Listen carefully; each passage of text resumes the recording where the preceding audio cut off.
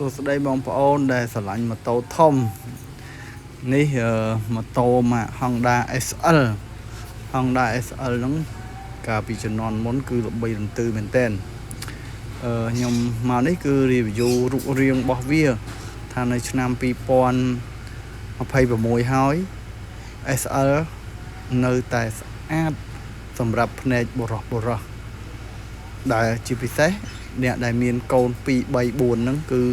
ស្រឡាញ់វាមែនតើប៉ុន្តែបើក្មេងៗឥឡូវគេស្រឡាញ់ PG1 ស្រឡាញ់អី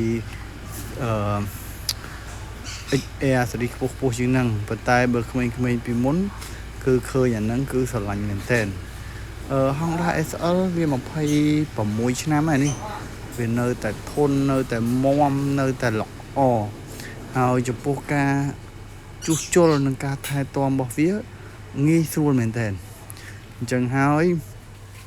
ម៉ូតូស្អាតពិបាករកណាស់ហើយវាម៉ូតូល្អវានៅជិះបានស្រួលមែនតើជិះនឹងល្អមូលបានហើយការថែទាំងាយស្រួល